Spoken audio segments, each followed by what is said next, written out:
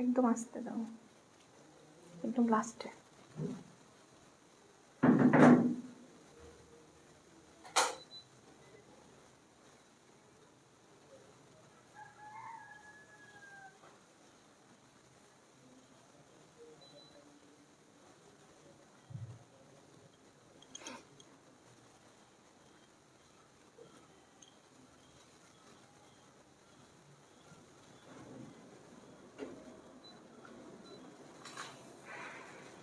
পর্দা দুইটাই মেলে নাও তো, বাইরে সে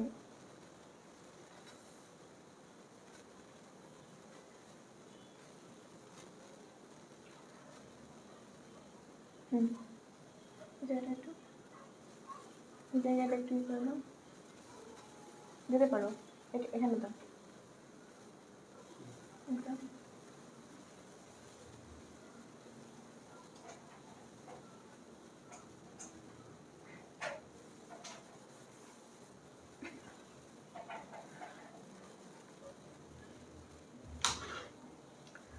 আসসালামু আলাইকুম সবাইকে, কেমন আছো তোমরা সবাই? আশা করি অনেক ভালো আছো। এক্সট্রিমলি সরি, অনেক লেট হয়ে গেল আসতে।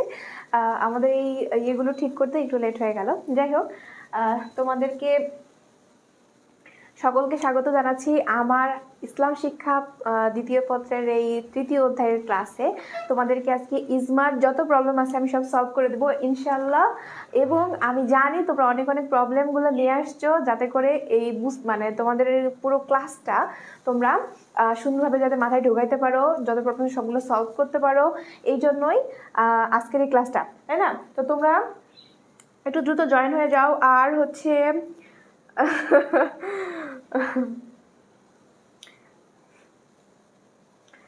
আপু কি করেন?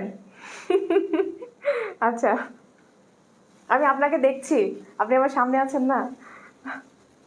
আচ্ছা, অনেকেই চলে আসছো। নীলাকাশ, স্বর্ণা ইসলাম, তাজরিনা। আচ্ছা, আসসালামু আলাইকুম, কেমন আছেন? ওয়ালাইকুম আসসালাম, ভালো আছি। কাঠগোলাপ প্রেমিকা, ওকে, কি নাম? আসসালামু আলাইকুম। ওয়ালাইকুম আসসালাম। নীলাকাশ কেমন আছেন? আলহামদুলিল্লাহ ভালো আছি। আচ্ছা, যারা যারা সালাম দিয়েছো তাদেরকে ওয়ালাইকুম আসসালাম। এবং যারা কেমন আছো জিজ্ঞেস করছো তাদের উদ্দেশ্যে বলছি আমি অনেক ভালো আছি। এবং তোমরা কেমন আছো? তোমাদের পড়াশোনা কেমন চলছে? আর আজকে তো ইসলাম শিক্ষার প্রথম ক্লাস, তাই না? এর আগের সপ্তাহে ছিল, বাট আমি আমার অসুস্থ থাকার কারণে ক্লাসটা নিতে পারি নাই। তো আজকে যেহেতু প্রথম ক্লাস, সেহেতু তোমরা সকলেই এই ক্লাসটা এবং তোমাদের ফ্রেন্ডদেরকে একটু মেনশন করে দাও, যাতে করে তারা দ্রুত ক্লাসে চলে আসে। যেহেতু এটা প্রাইভেট একটা গ্রুপ, এখানে অন্য কেউ অ্যালাউ নয়, তাই এটা শেয়ার করা যাচ্ছে না। তাই আমি বলবো তোমরা একটু মেনশন করো।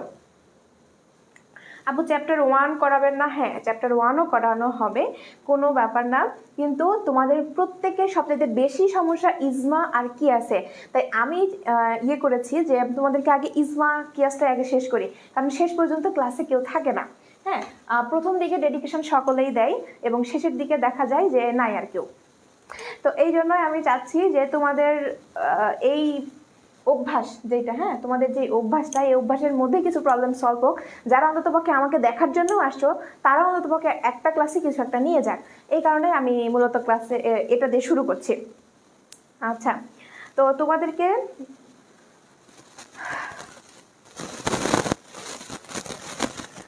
ওকে ওকে ওকে, আচ্ছা, তাহলে আমরা ক্লাসটা শুরু করি নাকি?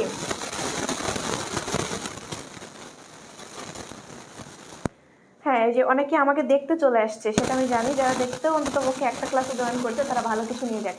এই কারণে আমি এই ক্লাসটা দিয়ে শুরু করেছি। তো এই হলো ব্যাপার। তো চলো আমরা ক্লাসটা শুরু করি নাকি?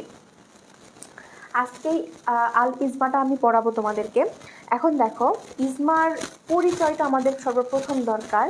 তো সেইখান থেকে আমরা শুরু করছি। আল ইজমা, ইজমাটা আসলে কি, কই থেকে আসলো, কীভাবে আসলো, এবং এই ইজমা করার যোগ্যতা কারা কারা করেন, কীভাবে করেন, কীভাবে সম্পাদন হয়, ইজমার মধ্যে প্রকারভেদগুলো কী, সব কিছু আমরা জানবো এবং খুব সংক্ষিপ্ত আকারে জানবো, যাতে করে মাথায় ঢুকে যায়। এবং একটা কথা তোমাদেরকে আগেই বলে নেই, সেটা হচ্ছে ইজমা এবং কিয়াস দুইটার মধ্যে সূক্ষ্ম একটা পার্থক্য আছে। এই সূক্ষ্ম পার্থক্যের জন্যই দুইটাকে দুইটা আলাদা অধ্যায় তৈরি করা হয়েছে। সব সময় এটাই মাথায় নেবা, ইজমা এবং কিয়াস পড়তে দুইটা একটু মানে অনেক কাছাকাছি, কিন্তু মাঝখানে সূক্ষ্ম একটা পর্দা আছে। সেই পর্দাটা তোমরা যদি না বুঝতে পারো, তোমরা সৃজনশীল লিখতে গেলে অনেক কনফিউশনে পড়ে যাবো যে আমি আসলে ইজমার উত্তর লিখতেছি নাকি কিয়াসের উত্তর লিখতেছি, এইরকম টেনশন পড়ে যাবা। তো আমি কখনোই চাই না এই ধরনের টেনশনের মধ্যে তোমরা পড়ো।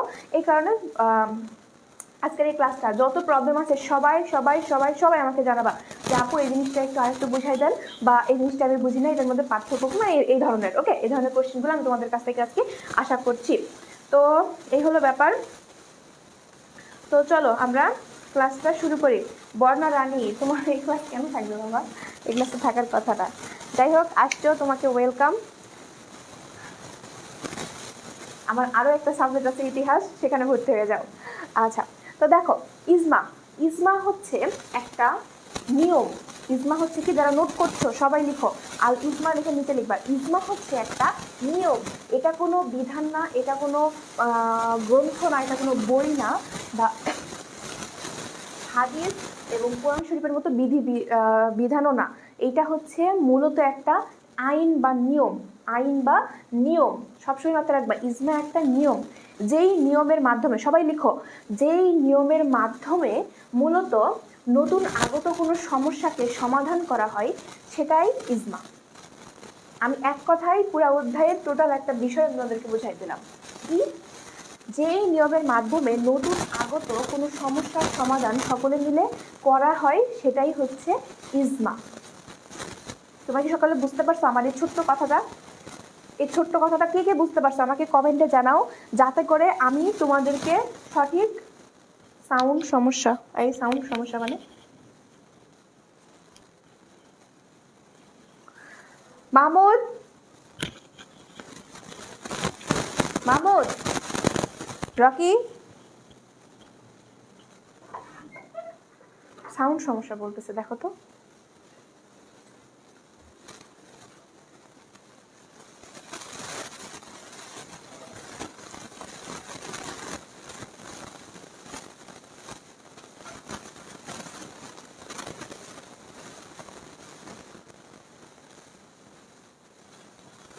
ঠিক আছে,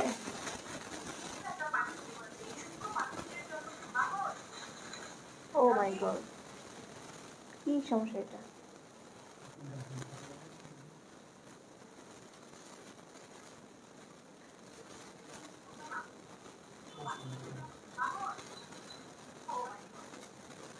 এসিটা বন্ধ করো তো, এসি বন্ধ করো।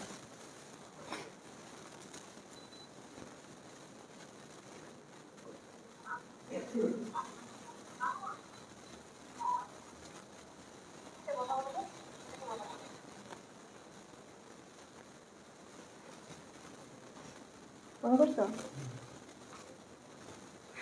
ওকে,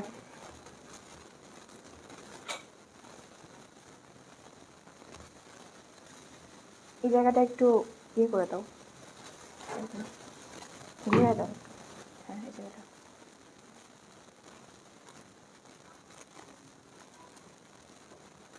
ঠিক আছে। আচ্ছা, সাউন্ড সমস্যা হলে তোমরা আবারও বলবা, আমরা চেষ্টা করেছি, এরপর দেখা যাক কি হয়।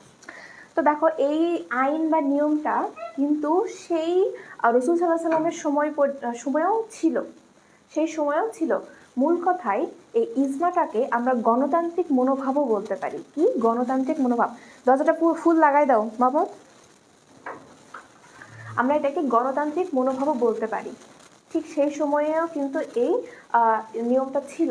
ওকে, তো দেখি আমরা ইজমার প্রবর্তক স্বয়ং আল্লাহ তাআলা তার মূলনীতি নির্দেশনার ভিত্তিতেই রসুল সাল্লাল্লাহু সাল্লামের যুগে ইজমার উৎপত্তি লাভ করে।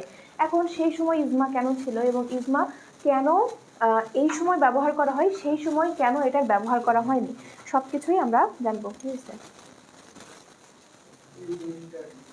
আপনার গায়ে লেগে আছে, ওটাতেও মাঝে মাঝে এরকম সাউন্ড আসে।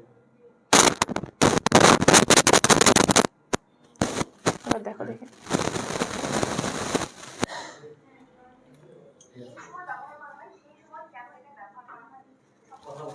ওকে।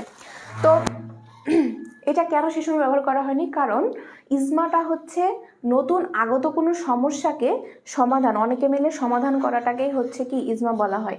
কিন্তু সেই সময় যদি কোনো সমস্যা হইতো, আল কোরআনের মাধ্যমে, আল কোরআনের যেসব বাণী আছে সেগুলো তো সবগুলাই আল্লাহ তাআলার বাণী। তো আল্লাহ তাআলা সেই সময় সরাসরি একদম নির্দেশ দিয়ে দিতেন যে তোমাদের এই সমস্যা হচ্ছে, তার মানে দরজা লাগাই দাও।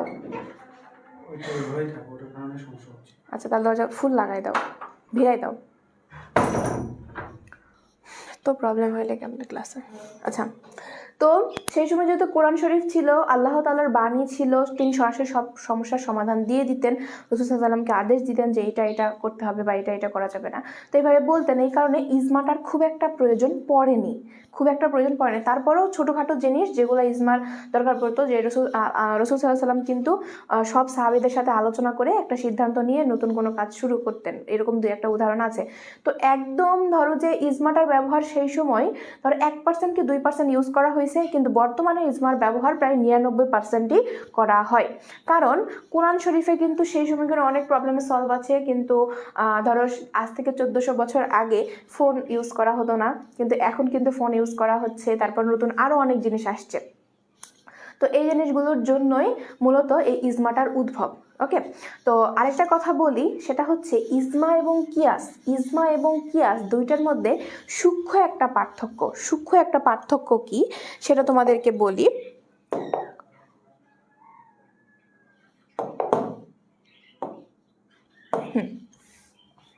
সূক্ষ্ম একটা পার্থক্য হচ্ছে যে ইজমার যে বিষয়বস্তু, যেটা দিয়ে ইজমা করা হবে বা সকলের সাথে আলোচনা করা হবে যে এই নিয়মটা মানা হবে, সেই ইজমার যে বিষয়বস্তুটা আছে সেইটা অনেক আজ থেকে কিছু বছর আগে হোক, বা 1400 বছর আগে হোক, বা 2000 বছর আগে হোক, অথবা 1 বছর আগে হোক, এই বিষয়টা ছিল না।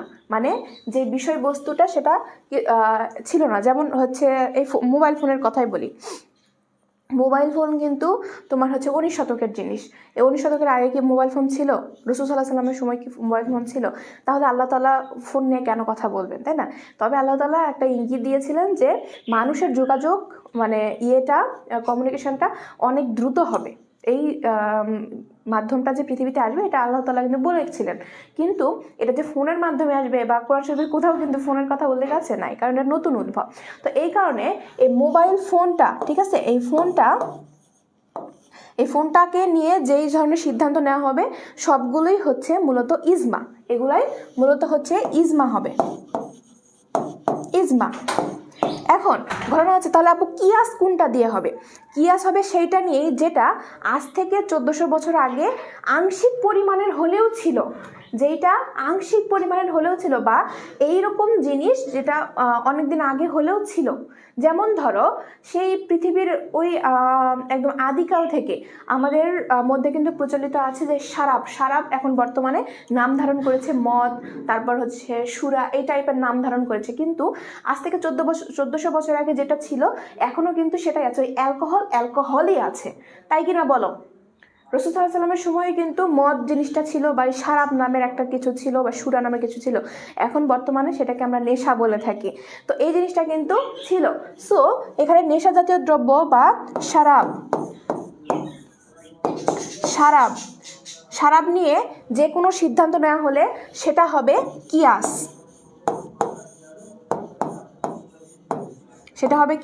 সেটা হবে কিয়াস। সো ইজমা এবং কিয়াসের মধ্যে এই সূক্ষ্ম পার্থক্যটা রয়েছে। ওকে, এবং মাঝামাঝি ধরো যে আর কোনো পার্থক্য নাই, দুটাই হচ্ছে এক নিয়ম। নতুন কোনো আগত কোনো প্রবলেম হলে এই দুইটার মাধ্যমে দুইটা সিদ্ধান্ত নেওয়া হয়। কিন্তু কিয়াস হবে সেই জিনিস নিয়ে যেটা হচ্ছে আজ থেকে 1400 বছর আগে হোক, 2000 বছর আগে হোক, আংশিক পরিমাণের ছিল, যেটার সাথে আমরা তুলনা করে সিদ্ধান্ত নিব, সেটা হচ্ছে কি কিয়াস। আর ইজমা হইতেছে সেই জিনিস যেটা নতুন উদ্ভব হয়েছে, এর আগে কেউ কোনোদিন দেখেনি, সেটা হচ্ছে মূলত ইজমা। এই হচ্ছে ইজমা এবং কিয়াসের মধ্যে মূলত একদম সূক্ষ্ম পার্থক্য। তোমরা কি সবাই বুঝতে পারছো, নাকি আবার আমি বোঝাবো?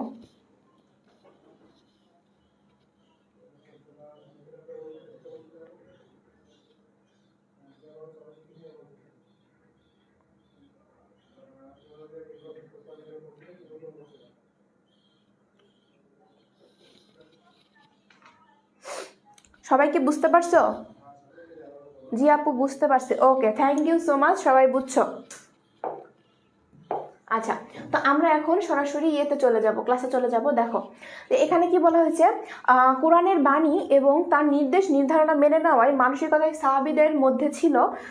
এই কারণে রাসূল সাল্লাল্লাহু আলাইহি ওয়াসাল্লাম বিভিন্ন ইস্যুতে সাহাবীদের পরামর্শ করতেন এবং তাদের মতামতের আলোকে সর্বসম্মত সিদ্ধান্ত নিতেন। যেমন রাসূলুল্লাহ সাল্লাল্লাহু আলাইহি সাল্লামের আজানের প্রচলন হযরত ওমর রাদিয়াল্লাহু আনহুর পরামর্শ, মানে কি রাসূল সাল্লাল্লাহু আলাইহি সাল্লাম এই আজান দিতে হবে, আজানের মাধ্যমে মূলত ডাকা হবে। আমরা জানি যে হযরত বেলাল রাদিয়াল্লাহু আনহুর ইয়েতে কিন্তু সর্বপ্রথম আজানের করা হয়। বেলাল রাদিয়াল্লাহু আনহু কেমন ছিলেন? দেখতে অনেক কালো ছিলেন, মানে কুৎসিত ছিলেন আর কি দেখতে, আস্তাগফিরুল্লাহ, এটা বলা ঠিক না। তো মানে বিভিন্ন বর্ণনাতে এটা আসছে যে তিনি দেখতে অতটাও সুন্দর ছিলেন না, কিন্তু তাকে আল্লাহ তাআলা প্রথম আজানের ধ্বনি দেওয়ার জন্য, বা তিনি যতদিন বেঁচে ছিলেন তিনি রেগুলার আজান দিতেন, এই কারণে আল্লাহ তাআলা তাকে একদম উচ্চ মাকাম দান করেছিলেন।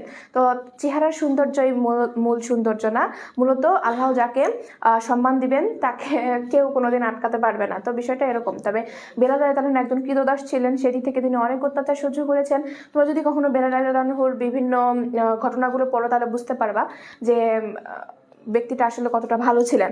তো এই যে আজানের প্রচলনটা, এটা মূলত শুরু করেছিলেন আল্লাহ তাআলা, সরাসরি নির্দেশ দেননি, মূলত হচ্ছে তিনি সাহাবীদের পরামর্শ নিয়ে এই সিদ্ধান্তটা নিয়েছেন যে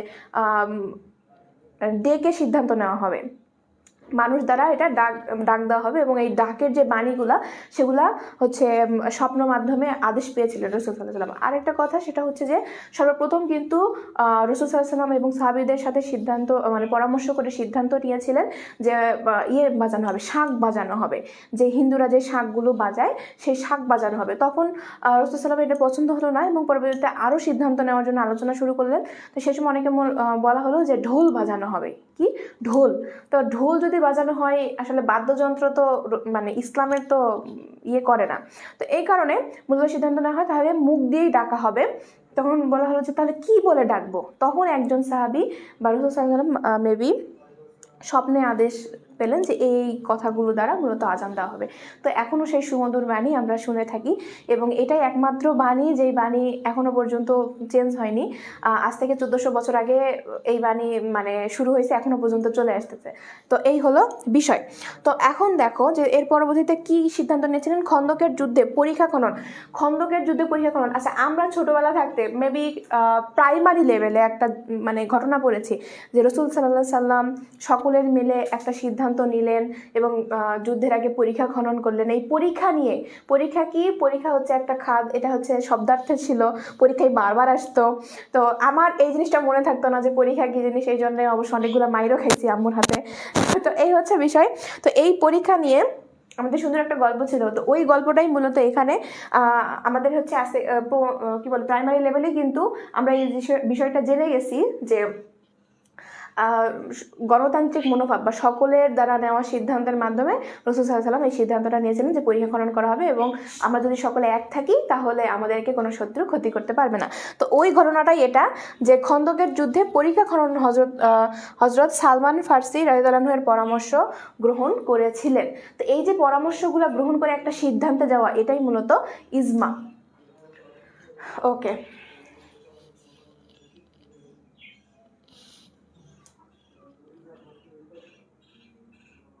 এরপর দেখো ইজমার আবিধানিক অর্থ। ইজমার আবিধানিক অর্থ যারা নোট করছো তারা সুন্দর কইরা এই বিষয়টা দেখো। ইজমার শব্দটি মাজদার বা ক্রিয়ামূল, এটি জামউন শব্দমূলক থেকে নির্গত। জামউন, সবাই লিখো জামউন, জামউন শব্দমূলক থেকে নির্গত। ওকে,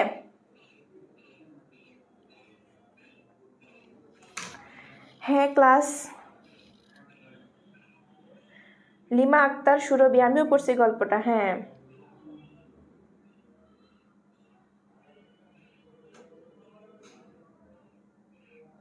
তো এই হলো বিষয়। এরপর দেখো যে তোমাদের এখানে কি বলেছে যে এর অর্থ ঐক্যবদ্ধ হওয়া, ঐক্যমত পোষণ করা এবং একমত হওয়া। সকলেই এই শব্দগুলো লিখে নাও, সকলেই এই শব্দগুলো লিখে নাও, কারণ তোমাদের এটা সৃজনশীল এমসিকিউ এর মধ্যে আসতে পারে যে ইজমার ইজমার কোন কোন শব্দগুলো ইজমার অর্থ বহন করে, তখন হচ্ছে এটা দিবে রোমান শব্দের 1 দিবে, এটা হচ্ছে 2 দিবে, তারপর হচ্ছে এটা 3 দিবে, এভাবে 3 দিবে। হ্যাঁ, 3 দেওয়ার পর বলবে যে নিচে এভাবে উল্লেখ করবে নিচের কোনটি সঠিক উত্তর, তখন দিবে এরকম 1 আর 2, 1 আর 3, 2 আর 3, অথবা সবগুলোই এরকমভাবে দিতে পারে। তো তোমরা এই শব্দগুলো লিখে নিবা। এরপর হচ্ছে ইজমার পারিভাষিক সংজ্ঞা। এটা পারিভাষিক সংজ্ঞাটা আমরা একটু দেখি। ধর্মীয় বা পার্থিব যে কোনো বিষয়ে মনে হযরত মুহাম্মদ সাল্লাল্লাহু আলাইহি সাল্লামের যুগ পরবর্তী, বিষয়টা বোঝো, যুগ পরবর্তী মানে যুগের পরে, রাসূল সাল্লাল্লাহু আলাইহি সাল্লামের যুগের পরে, যখন রাসূল সাল্লাল্লাহু আলাইহি সাল্লাম মারা গেলেন তার পরবর্তী সময়ে যে কোনো সময় যোগ্যতা সম্পন্ন মুসলিম, কি এখানে বলেছি যোগ্যতা সম্পন্ন মুসলিম, যোগ্যতা সম্পন্ন, যাদের যোগ্যতা আছে তারাই মূলত ইজমা করে। তুমি আমি যদি যোগ্যতা না থাকে তাহলে আমরা ইজমা করতে পারবো না, কারণ কি আমাদের সেই গভীর জ্ঞান নাই। আমি তোমাদের ইসলাম শিক্ষা পড়ালেও আমার ওই ইসলাম শিক্ষার বিষয়ে একদম গভীর জ্ঞান নাই। আমি তোমাদেরকে দেখাই দিতে পারি এইচএসসিতে কী কী আসবে এবং কোন কোন শব্দগুলো আসবে, কোন কোন আয়াতগুলো পড়লে ভালো হবে, এই সেই হ্যান্দান, এগুলো আমি তোমাদেরকে দেখাই দিতে পারি। কিন্তু তোমাদেরকে আমি বলতে পারবো না যে ইসলামের গভীর বিষয়ে আলোচনা করতে পারবো না, কারণ আমার এই বিষয়ে জ্ঞান নাই, আমি এই বিষয়ে অনার্সও করছি না। তো এই হচ্ছে বিষয়। তো এরপর দেখো, মুসলিম মুস্তাহিদদের কোরআন সুন্নাহ সমর্থিত ঐক্যমতের নাম হচ্ছে ইজমা। এখানে আমরা কয়েকটা শব্দ পাইছি, শব্দগুলো যদি মাথায় রাখি আমাদের সংজ্ঞাটা মনে থাকবে এবং এই অধ্যায়ের একদম একটা মানে 60% তুমি বুঝে যাবা।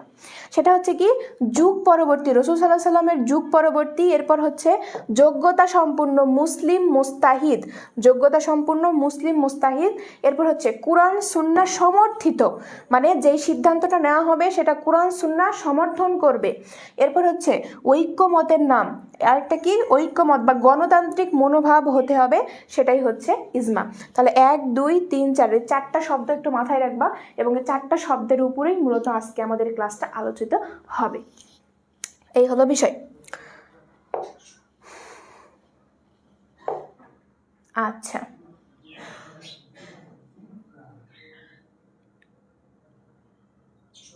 এখন দেখো ইজমার প্রকারভেদ। ইজমার প্রকারভেদটা আমরা যদি একটু দেখি তাহলে ইজমাকে বিভিন্নভাবে ভাগ করা যায়, কিন্তু ইজমার আহল বা অধিকারী, ইজমার আহল বা অধিকারী বলতে কাদের বোঝায়, যারা ইজমা করে এবং আমি এই কাজটা করেছি মানে এই কাজের জন্য আমি এটার অধিকারী। যেমন কি আমি ধরো যে তোমাদের ক্লাস নিতেছি, তো তোমাদের মেন্টরশিপের অধিকার আমার, মানে কি যে ইসলাম শিক্ষা যেই পড়াক না কেন তোমরা যদি আমার কাছ থেকে পড়ে তোমরা পরীক্ষায় ভালো করো তাহলে ওই সাকসেসের জন্য এটার ধরো যে কি বলবো যে সম্মান প্রাপ্তটা হচ্ছে আমার। ওকে, মানে এটার অধিকার হচ্ছে আমার, এই বিষয়টা এরকম। তো এই ইজমার আহল বা ইজমার অধিকারী, আহল শব্দের অর্থ কি অধিকারী, সবসময় মাথায় রাখবা। যেগুলার এরকম অর্থ করে দেওয়া থাকবে অর্থগুলো একটু মাথায় রাখবা, তোমার জন্য সুবিধা হবে। ইজমার অধিকারী বিবেচনায় ইজমা প্রধানত 2 প্রকার। কয় প্রকার? 2 প্রকার। সেই 2 প্রকারটা আমরা একটু দেখব। ইজমাউস সাহাবি একটা, আর আরেকটা হচ্ছে ইজমাউল উম্মাহ। ইজমাউস সাহাবি, ইজমাউল উম্মাহ। এখন বলা হচ্ছে যে আমরা এই শব্দগুলা দেখেই বুঝতে পারছি যে কুর ইজমা কে করলে কি নাম হবে। যেমন যেই ইজমা সাহাবিরা করে সেই ইজমাকে বলা হয়েছে ইজমাউস সাহাবি, এবং যেই ইজমা মূলত উম্মারা করে, উম্মা কারা, যারা রাসূল সাল্লাল্লাহু আলাইহি সাল্লামকে দেখেননি কিন্তু তারা ইসলাম ধর্ম গ্রহণ করেছেন এবং রাসূল সাল্লাল্লাহু আলাইহি সাল্লামের প্রদর্শিত পথে পরিচালিত হন, তারাই মূলত উম্মা। ওকে, তো এই উম্মারা যারা ইজমা করে, ইসলাম সম্পর্কে গভীর জ্ঞান আছে কিন্তু তারা ইজমা করতে পারে, তারাই হচ্ছে ইজমাউল উম্মা। আমার কথা ক্লিয়ার হলে সবাই ডান লিখো। এই তোরা কি শুরু করছিস রে রশনি? ক্লাস বাদ দিয়ে এগুলো কি? হ্যাঁ,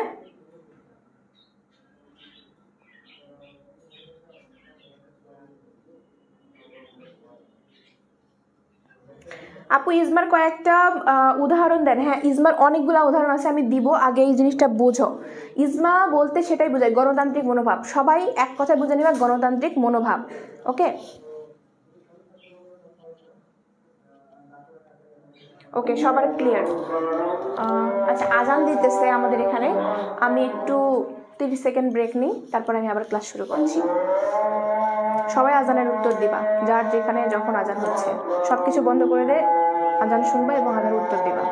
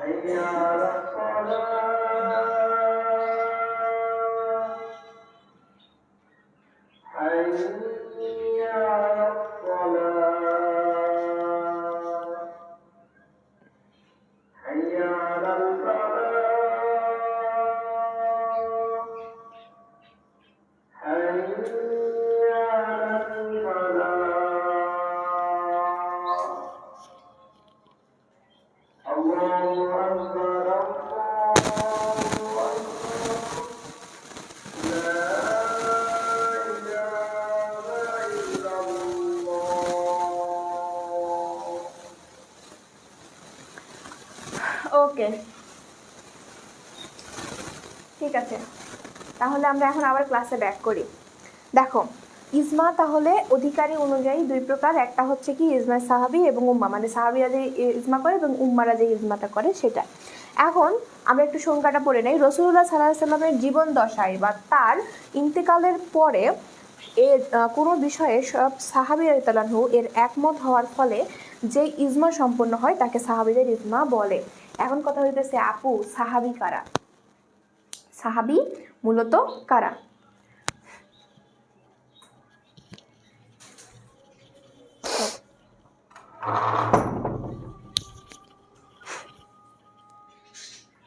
ওকে, মূলত সাহাবী কারা? যারা রাসূলুল্লাহ সাল্লাল্লাহু আলাইহি সাল্লামের দেখানো পথে ধাপিত হয়েছিলেন এবং তার উপদেশ মেনে চলতেন এবং তাকে সরাসরি দেখেছেন বা তার সেবা করেছেন, তার সংস্পর্শে থেকেছেন, তারা মূলত সাহাবী। ঠিক আছে?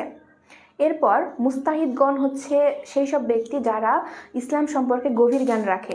একদম সাহাবী হলেই যে সে মুস্তাহিদ হবে বিষয়টা কিন্তু এমন না।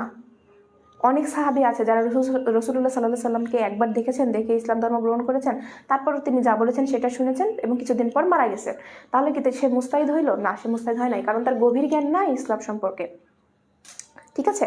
তো এরপর আরও যে বিষয়টা আছে যে উম্মা, এখন কথা হইতেছে উম্মা কারা? উম্মা হচ্ছে সেই সব ব্যক্তি যারা রাসূলুল্লাহ সাল্লাল্লাহু আলাইহি সাল্লামের সংস্পর্শে থাকেননি, তাকে দেখেননি, বুঝো, তার চেহারা মোবারক দেখেননি, কিন্তু তার দেখানো পথে চলেছেন এবং ইসলাম ধর্মে ধর্মীয় একজন ব্যক্তি, তিনি হচ্ছেন উম্মা, রাসূলুল্লাহ সাল্লাল্লাহু আলাইহি সাল্লামের উম্মা। ওকে, তো এইটা হচ্ছে বিষয়। তো সাহাবী এবং উম্মাদের মধ্যে এটাই পার্থক্য। এখন দেখি উম্মার ইজমাটা কি। সাহাবী রাদিয়াল্লাহু আনহুর যুগ শেষ হওয়ার পর, মানে রাসূলুল্লাহ সাল্লাল্লাহু আলাইহি সাল্লাম মারা গেছেন, তারপর হচ্ছে সাহাবীরা মূলত এই ধর্মটাকে আরও এগিয়ে নিয়ে গিয়েছেন। তো এরপর ঘটনা হচ্ছে যে তারা তো আর সারা জীবন বেঁচে থাকবে না। তো তারা মারা যাওয়ার পরবর্তীতে যে ইসলামিক স্কলারগুলো আছে বা যারা মুস্তাহিদ, তারা যেই ধরনের সিদ্ধান্তগুলো নিয়ে ইজমা সম্পূর্ণ করেছেন, কারণ দিন যত মানে সামনের দিকে এগোবে, যেমন আজকেই ধরো যে নতুন একটা জিনিস আবিষ্কার হয়েছে, এখন সেইটা ইসলামের জন্য কতটুকু গুরুত্বপূর্ণ বা কতটুকু এটা জায়েজ কি না। ঠিক আছে, যখন ফোন নতুন আসলো তখন কিন্তু অনেক ইসলামিক স্কলার বলেছিল ফোন ইউজ করাটা মুসলিমদের জন্য হারাম, কিন্তু পরবর্তীতে অনেক স্কলাররা আবার বলেছে যে এটা আসলে শুধু আপনি খারাপভাবে নেবেন কেন, আপনার হচ্ছে এটার মধ্যে যদি আপনি মানে ভালো জিনিস প্রচার করতে পারেন তাহলে এটা তো ভালো কিছুই নিয়ে আসবে। যেমন হচ্ছে এই কথা বলার পরপরই মূলত অনেক আলেম ওলামা তাদের ওয়াজ এসব ফোনে ছাড়া শুরু করে এবং মানুষ এটাকে আরও গ্রহণ করা শুরু করে। তো এইভাবেই কিন্তু ফোনটা কি হয়েছে, ইজমার মাধ্যমে এটা আবার কি হালাল করা হয়েছে। প্রথমে এটা হারাম ছিল, তোমার হাতে যে ফোনটা আছে সেটা মূলত প্রথম দিকে হারাম ছিল। তো এই হচ্ছে বিষয়। ঠিক আছে, কি এটা আহমেদ মিসবা। ইজমা শব্দের অর্থ কি? ক্লাসের শুরুর দিকে তুমি যদি থেকে থাকো তাহলে ইজমা শব্দের অর্থ তুমি পেয়ে যাবা, ঠিক আছে?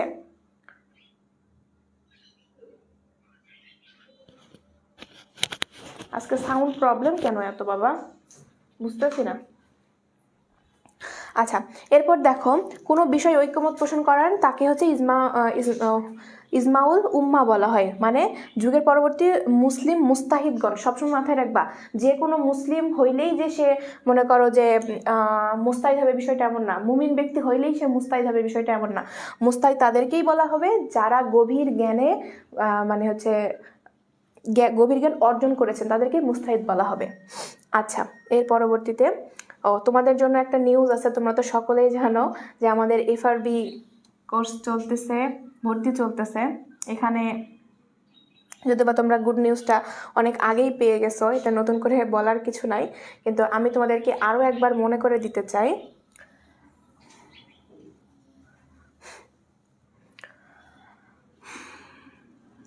আজকে রাত 12টার মধ্যে যারা ভর্তি হবে তারা কিন্তু সকলেই হুডি পাবে।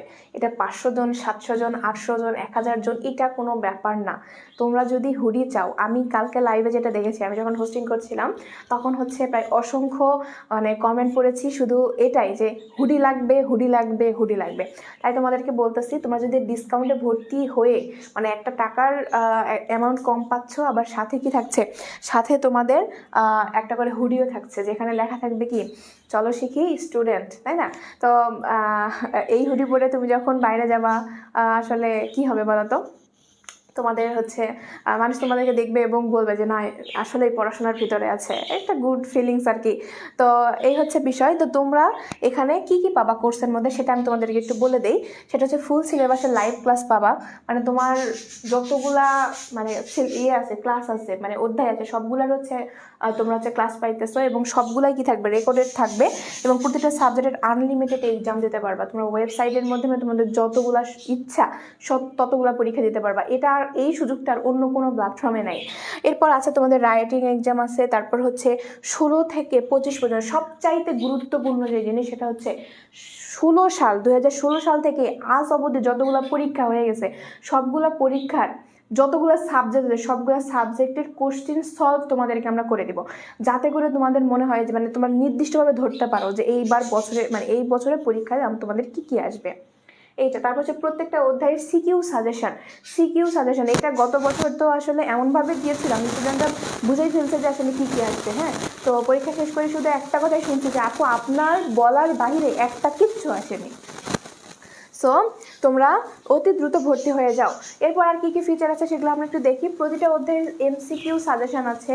এরপর হচ্ছে শেষ 1 মাস রিভিশন ক্লাস, শেষ যে একটা মাস থাকবে তোমাদের পরীক্ষা হবে মেবি মার্চের দিকে, তো শেষ লাস্টের 1 মাস আগে থেকে তোমাদের শুধু আমরা রিভিশনই করাবো। লে বেটা পর, তো ভালো রেজাল্ট করবি না মানে করতেই হবে। এরপর হচ্ছে ফাইনাল মডেল টেস্ট থাকবে, মানে মডেল টেস্ট দিয়া তুমি পরীক্ষার জন্য প্রিপেয়ার হতে পারো। তোমরা তো শুধু মডেল টেস্ট দাও, কি মানে মডেল টেস্টের মাধ্যমে যেটা হয় তোমাদের সেটা হচ্ছে যে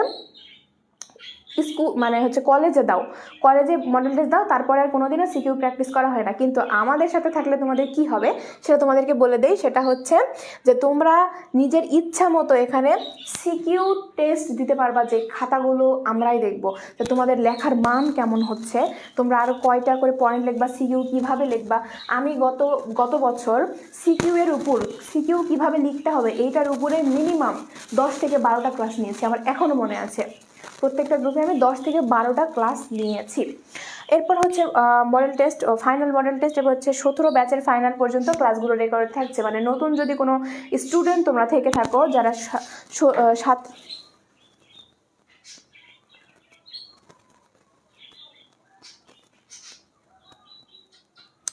যারা গ্রুপ সাবজেক্টে ভর্তি হয়েছে তারা হচ্ছে এক্সট্রিমলি সরি, তোমাদের যদি বান্ডেল কোর্সে তোমরা ভর্তি হতে পারতে তাহলে তোমরা হুডি পেয়ে যেতা।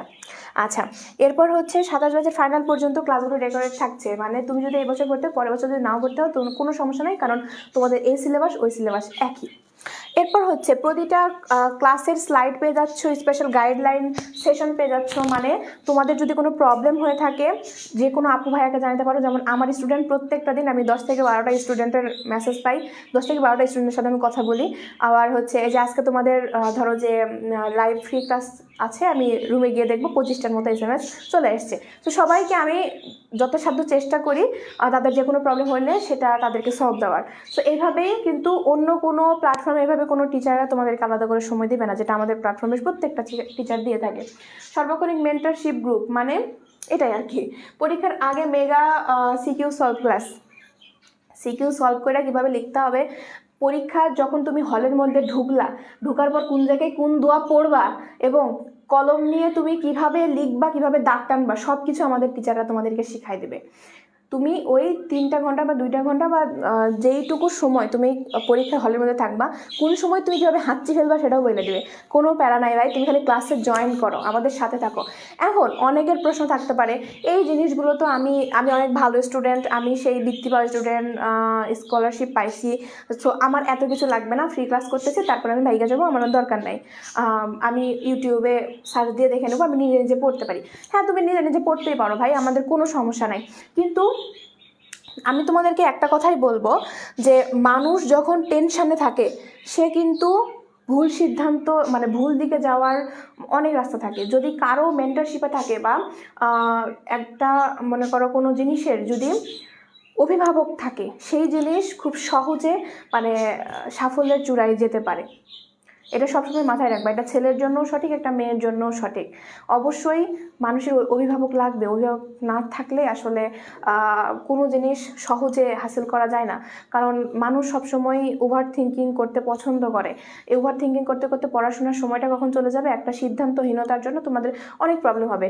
যেই জিনিসটা আমাদের সাথে থাকলে তোমাদের হবে না। কারণ তোমাদের কোনো প্রবলেম আমাদের কাছে বললার সাথে সাথে এমনভাবে সলভ দেবো, তুমি চিন্তা করতে পারবে না যে আপু আমি এইসব তো ভাবেই দেখিনি, ভাই আমি তো এটা ভেবেই দেখিনি, এরকমটা তোমাদের মনে হবে যখন আমাদের সাথে থাকবা তুমি তখন। আর ইউটিউবে তুমি আমাদের এই ক্লাসগুলো আসলে আমাদের চ্যানেল ছাড়া অন্য কোথাও পাবে না। আর এগুলো শুধু ফ্রি ক্লাসগুলোই রেকর্ডেড করে সেখানে দেওয়া হচ্ছে। কিন্তু গ্রুপের যে ভিডিওগুলো মানে অনেক গুরুত্বপূর্ণ আছে, যেমন আমি তোমাদের ইসলাম শিক্ষা ইজমা পড়াইতেছি, হয়তো বা 2টা ক্লাস পরে আবার কিয়াস পড়াবো, তারপরে হয়তো বা তোমাদের কি পড়াবো, মাঝহাব পড়াবো। কিন্তু তোমরা এরকমও হইতে পারে যে আমি হয়তো বা প্রথম অধ্যায় পড়ালাম না, তার মধ্যে আমার লিমিট শেষ হয়ে গেল, তাহলে তো আমি আর তোমাদের ক্লাসটা করতে পারলাম না, তো এই অধ্যায়টার সমস্যার সমাধান হইলো না, তখন তোমরা কী করবা? এটা তো তুমি ইউটিউবেও পাবে না। কারণ কোনো জায়গায় আমাদের মতো 13টা সাবজেক্টের মানে প্রশ্ন সলভিং কোনো জায়গাতেই নাই। তো আমি তোমাদেরকে যেটা বলছি সেটা হচ্ছে দ্রুত ভর্তি হয়ে যাও। এবং আমাদের কম্বো কোর্সের এই বিষয়টা তো তোমরা জানোই, নতুন করে বলার কিছু নাই। এবং আমি শুধু একটা কথাই বলবো যে যদি সম্ভব হয় সবাই একটু দ্রুত আমাদের কম্বো কোর্সে ভর্তি হয়ে যাও। কোথায় কম্বো কোর্স? কম্বো কোর্সে ভর্তি হয়ে যাও। আর এটা ডিসকাউন্ট আজ রাত 12টা পর্যন্ত থাকছে। আজ রাত 12টার মধ্যে যারা যারা জয়েন হয়ে যাবা কম্বো কোর্সে তারা অবশ্যই হুডি পাবা। কিন্তু যদি কেউ কম্পালসারি সাবজেক্টে ভর্তি হও অথবা গ্রুপ সাবজেক্টে ভর্তি হও তাদের জন্য কিন্তু থাকছে না, এক্সট্রিমলি সরি। আর এটার কোর্স ফি হচ্ছে মাত্র কত 3800 টাকা, এটা ডিসকাউন্টে। আর তোমরা এটা এই কোর্সে এই টাকাটা কিভাবে জমা দিবা সেটা তোমাদেরকে একটু বলে দেই। সেটা হচ্ছে বিকাশ মার্চেন্ট নাম্বার, এই 2টা নাম্বার এখানে দেওয়া আছে। তোমরা এখানে বিকাশ, নগদ, রকেট পার্সোনাল নাম্বারে সেন্ড মানি করতে পারবা, কোনো সমস্যা নাই। তোমরা হচ্ছে কোর্সের টাকা পাঠাবে, এরপর ফর্ম পূরণ করবে, তারপর ফেসবুক গ্রুপে অ্যাড হয়ে যাবে। তোমাদেরকে আরেকটা কথা বলি, কোর্সের টাকা পাঠায় বসে আছো, তুমি ভাবতেছো আমাদেরকে ভাইয়া এমনি এমনি অ্যাড করে নেবে, কোনোদিনও সম্ভব না। তোমরা যদি এই ফর্ম পূরণ না করো তাহলে লিস্টে তোমার নাম আসবে না এবং তোমরা হুডিও পাবা না। তাই তোমরা কি করবা, আগে হচ্ছে কোর্সের টাকা পাঠাবা, এরপর ফর্ম পূরণ করবা, এরপর ফেসবুক গ্রুপে যত দ্রুত সম্ভব অ্যাড হয়ে যাবা। টাকা পাঠায় বসে আছো তাহলে কিন্তু হবে না ভাই, যত দ্রুত তুমি অ্যাড হয়ে যাবা। আর যখনই অ্যাড হয়ে যাবে তখনই লিস্টে তোমার নামটা চলে আসবে, এই হচ্ছে বিষয়। তো এই কথাটা একটু মনে রাখবা। তো আমরা আবার ক্লাসে ব্যাক করব। তো তোমাদের কোনো প্রশ্ন থাকলে আমাকে জানাইতে পারো, আমি ইনশাল্লাহ তোমাদের উত্তর দেওয়ার চেষ্টা করি। একটু কমেন্টগুলো পড়ি।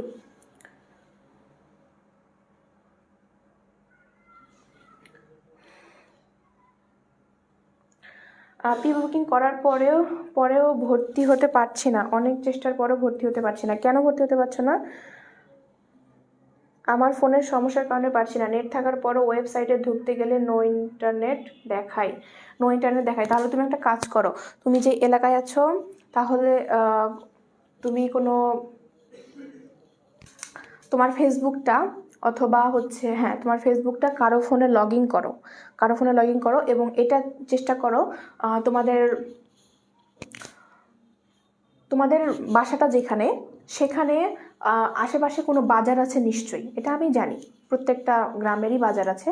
সেই বাজারে কম্পিউটারের কোনো দোকানে যাও, সেখানে গিয়ে ওখানকার যে ভাইয়া বা আঙ্কেলের ফোনটা নাও, নিয়ে ওনাকে বলবা যে আঙ্কেল আমি হচ্ছে একটা কোর্সে ভর্তি হইতে চাচ্ছি, তো আমাকে হচ্ছে একটু হেল্প করেন। এটা তোমার তুমি তার ফোন নিবা, সে অবশ্যই দিবে তোমাকে, সমস্যা নাই, যদি 10-20 টাকা চার্জ করে দিবা, সমস্যা নাই। তো তুমি হচ্ছে কি করবা, টাকাটা সেন্ড মানি করবা, তার কাছ থেকে সেন্ড মানি করার পরে তার থেকে ফোনটা নিবা, নেওয়ার পরে কি করবা, তুমি তাকে বলবা যে আমি এখানে আমার ফেসবুকটা একটু লগ ইন করবো, লগ ইন করার পরে আমার কাজ হয়ে গেলে আমি আবার এটা ডিলিট করে দিব। তো তুমি তার ফোন নিয়ে ওখান থেকে মূলত তো ফেসবুক থেকে তোমার আইডিটা লগ ইন করবা, তুমি যার আইডি চালাও না কেন সেটা তুমি লগ ইন করবা। তো তুমি লগ ইন করার পরে কি করবা, আমাদের ওয়েবসাইটে ঢুকবা, মানে তোমার আইডি থেকে আমাদের হচ্ছে পেজে এসে, মানে বনিয়ামিন পেজে এসে আমাদের ওয়েবসাইটে ঢুকবা, ঢুকার পরে যা কার্যক্রম আছে ওই তোমার আইডি দিয়ে সলভ করবা। তুমি নিশ্চয়ই বুঝতে পারতেছো আমি কি বলতেছি। যদি তোমার এখানে তোমার দুইটা সমস্যা হতে পারে, তোমার নেটের সমস্যা হতে পারে এবং সেকেন্ড তোমার ফোনের সমস্যা হতে পারে। সো তোমার যদি ওই আঙ্কেলটা বা ওই ভাইয়াটার ফোন দিয়ে যদি এই কাজটা করো তাহলে তোমার আর এই প্রবলেমটা হবে না। তারপর যখন তুমি ভর্তি হয়ে গেলা এবং আমাদের গ্রুপে জয়েন রিকোয়েস্ট দিয়ে দিছো, দেওয়ার পরে তুমি সুন্দর করে বের হয়ে আসবা এবং তোমার আইডিটা ওখান থেকে তুমি ডিলিট করে দেবা, যাতে করে ওই আইডি তোমার ওই আঙ্কেল বা ভাইয়া ইউজ করতে না পারে। তারপর তুমি দোকান থেকে ব্যাক করলা। তো এইভাবে তুমি কাজটা করতে পারো। মানে পৃথিবীতে এমন কোনো কাজ নাই, মানে মানুষের জন্য এমন কোনো কাজ নাই যেটা অসাধ্য, একমাত্র জান্নাতে যাওয়া ছাড়া। কারণ জান্নাতে যাইতে হলে অবশ্যই আগে মরতে হবে, না মরলে কেউ কোনোদিন জান্নাতে যাবে না। এই হচ্ছে বিষয়। কিভাবে ভর্তি হব আপু? ভর্তি হবা কিভাবে? ভর্তি হবা এইভাবে যে তুমি প্রথমে টাকা সেন্ড মানি করবা। দেখো, তুমি প্রথমে কোর্সের টাকা পাঠাবা, সর্বপ্রথমে কোর্সের টাকা পাঠাবে, এরপর গুগল ফর্ম পূরণ করবে। এই যে আমার এই ক্লাসটা চলতেছে, ক্লাসের উপর দিকে দেখো একটা গুগল ফর্ম দেওয়া আছে, ওই গুগল ফর্মটা পূরণ করবে। আর হ্যাঁ, তুমি যে টাকাটা পাঠাইতেছো সেই টাকাটা অবশ্যই যদি তোমার ফোন থেকে পাঠাও, তোমার বিকাশ আইডি থেকে পাঠাও, সেটা একটা স্ক্রিনশট তুলবা এবং তুমি যেই নাম্বার থেকে টাকাটা পাঠাইতেছো সেটা তুমি মনে রাখবে এবং তোমার নাম্বারটা তোমার মুখস্থ থাকবে। আর যদি ফোন দোকানদারের কাছ থেকে পাঠাও, আই মিন যারা হচ্ছে বিকাশ, মানে বিকাশের দোকান আছে, বিকাশের দোকান থেকে পাঠাবে, নাম্বারটা অবশ্যই পুরোটাই মনে রাখবা অথবা হাতে বা কোনো পৃষ্ঠায় লিখে রাখবা। যখন তুমি ফর্ম যখন পূরণ করবা তখন এই নাম্বারটা কিন্তু লাগবে। তো এই ফর্মটা পূরণ করবা, ফর্ম পূরণ করার সাথে সাথে ওখানে একটা ফেসবুক গ্রুপের লিঙ্ক দেওয়া থাকবে, ওই লিঙ্কে তুমি জয়েন রিকোয়েস্ট দিয়ে রাখবা। সো তুমি যখন ফর্ম পূরণ করেছো তখন আমরা সব কিছু চেক করে তোমাকে ওই দুটো জয়েন করে দিব। তো এই হচ্ছে ফেসবুক গ্রুপে রিকোয়েস্ট দিয়েছি, বাট অ্যাড হয় কিনা জানি না। হ্যাঁ, হয়ে যাবে। আমাদের অফিসটা তো মূলত 3টার পর থেকে চালু হয়, সো আমাদের এক হাতে সব কিছু করতে হয়। অনেকগুলো স্টাফ যদিও বর্তমানে নেওয়া হয়েছে, তো সবাই আস্তে আস্তে কাজ করছে। আর অনেক স্টুডেন্ট অ্যাড হওয়ার কারণে এই প্রবলেমটা হচ্ছে। আপু গ্রুপে অ্যাড হয়নি এখনও, সেই কখন টাকা পাঠিয়েছি, কি এটা বুঝতে পারছি না, পাঠিয়ে রেখেছি। হ্যাঁ হ্যাঁ, অ্যাড হয়ে যাবে, কোনো ব্যাপার না।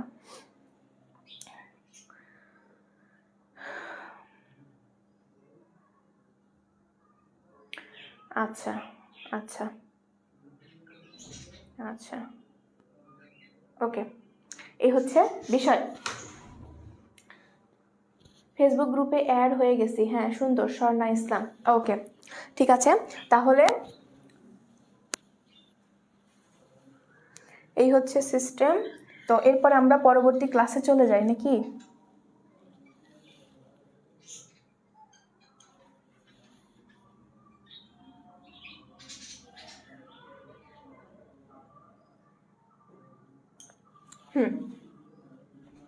কয়টা বাজলো? আমাদের হাতে আর 25 মিনিটের মতো সময় আছে। তো দেখি, ইজমার প্রকৃতি বিবেচনায় উল্লেখিত 2 ধরনের ইজমার প্রতিটিকে আবার 3 ভাগে ভাগ করা যায়। এই যে আমরা 2টা ইজমা পড়লাম, ইজমাউল সাহাবি আর একটা হচ্ছে ইজমাউল উম্মা, এই 2টা ইজমাকে আবার 3টা করে ভাগ করা যায়। যেমন ইজমাউল সাহাবিকে 3টা ভাগে ভাগ করা যায়, ইজমাউল উম্মাকে আবার 3টা ভাগে ভাগ করা যায়। সবাই সুন্দর কইরা এভাবে কিভাবে ডাক্তার না জানো,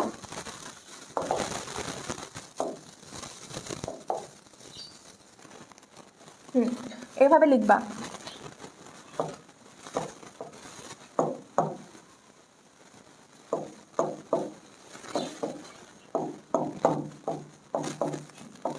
সাহাবি, এই আপুর হাতে দেখা ভালো না, বুঝছো? এই হচ্ছে 1 নাম্বার। এখানে 2 নাম্বার দিবা, 2 নাম্বার নিয়ে লিখবা ইজমাউস। ইজমাউস আমি হচ্ছে সংক্ষিপ্ত লিখলাম, তোমরা হচ্ছে এটা ইয়ে করে লিখবা, ইজমাউস উম্মা। উম্মা লিখে কি করবা, এটা সুন্দর করে এভাবে বক্স করবা। বক্স করবা, করার পরে নিচে এভাবে টান দিবা, টান দিয়ে লিখবা। এটা আবার 3 প্রকার, এভাবে 3টা ভাগ করবা।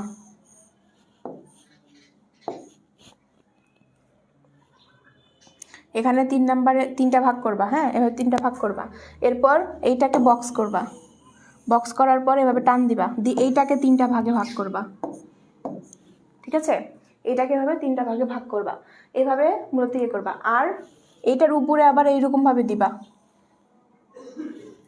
দিয়ে উপরে ওখানে লিখবা ইজমা, মানে এটার আবার উপরের দিকে, মানে এই 2টা বক্সের উপরে আবার লিখবা ইজমা। ইজমাকে প্রথমত 2 ভাগে ভাগ করা যায়, সেটা হচ্ছে কি সাহাবি আর উম্মা।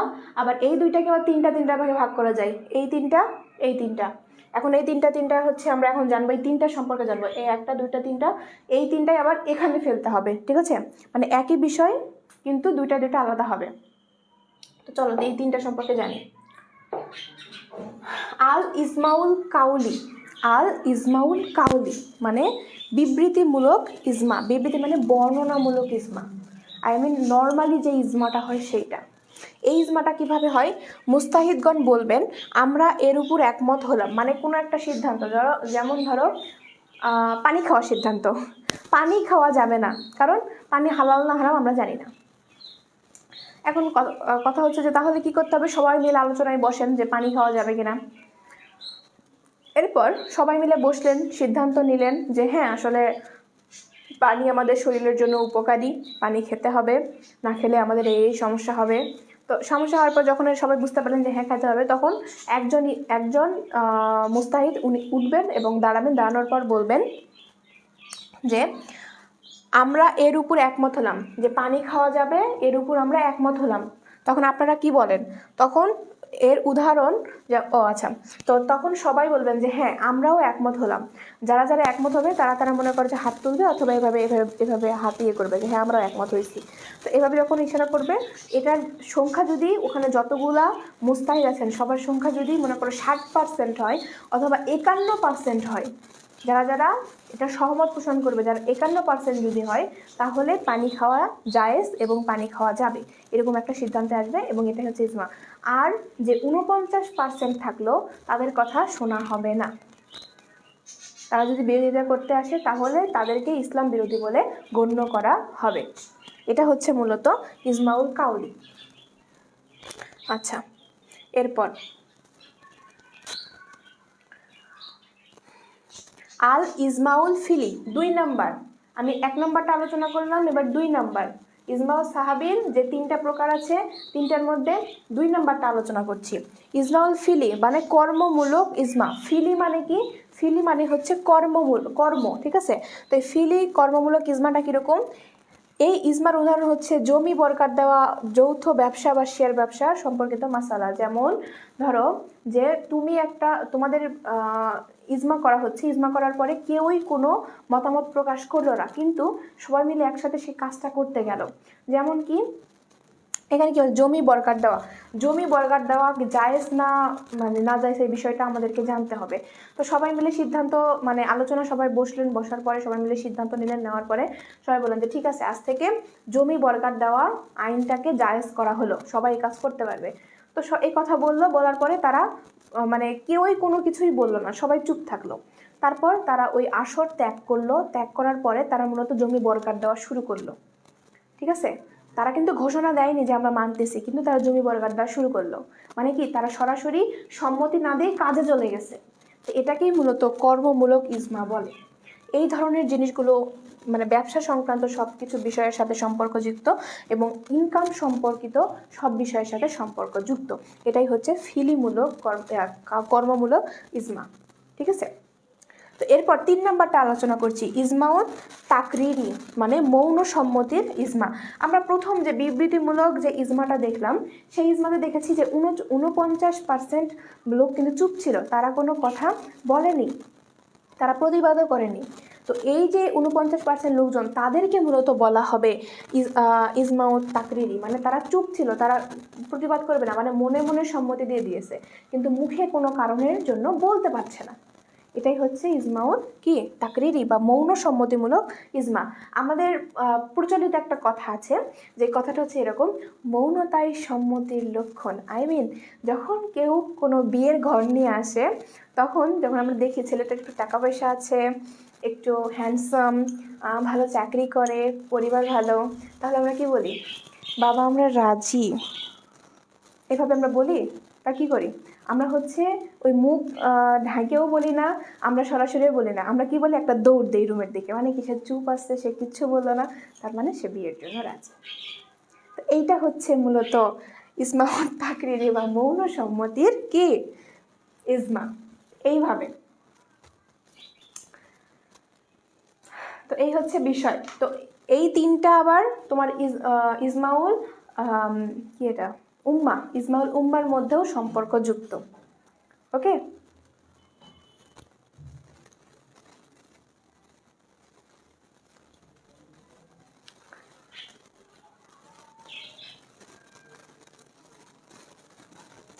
ইজমার পদ্ধতি ও রুগুন সম্পর্কে আমরা এখন জানবো। ইজমাটা কিভাবে পদ্ধতি করা হয় এবং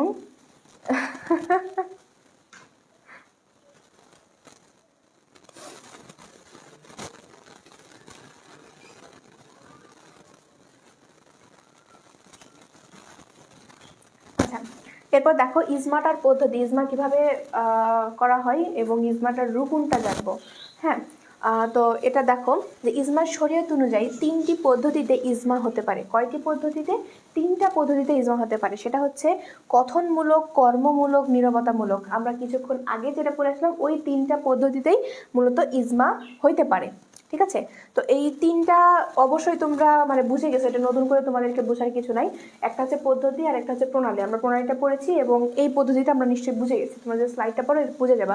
সো আমি সময় নষ্ট করছি না, এই 3টাকে স্কিপ করছি, আমরা সরাসরি ইজমার রুকুনে চলে যাচ্ছি। ইজমার রুকুনে দেখো, রুকুন হলো এমন উপাদান যার মাধ্যমে কোনো বস্তু বা বিষয় অস্তিত্ব লাভ করে। ইজমার বস্তু বা বিষয় অস্তিত্ব লাভ করে। ইজমার অস্তিত্ব লাভের জন্য এরকম 2টি উপাদান রয়েছে, যেগুলো হচ্ছে ইজমার রুকুন। এর একটি হচ্ছে আজিমত, অপরটি হচ্ছে রকসাত। আজিমত এবং রকসাত। তাহলে ইজমার রুকুন কয়টি? ইজমার রুকুন হচ্ছে 2টি, এবং সেগুলা কি? আজিমত এবং রকসাত। অবশ্যই মাথায় রাখবা, এই প্রশ্নটা তোমাদের এমসিকিউর জন্য অনেক বেশি গুরুত্বপূর্ণ। সবাই এটা নোট করবা, সবাই এটা নোট করতে হবে যে এই জিনিসটা পরীক্ষায় কিন্তু আসবে।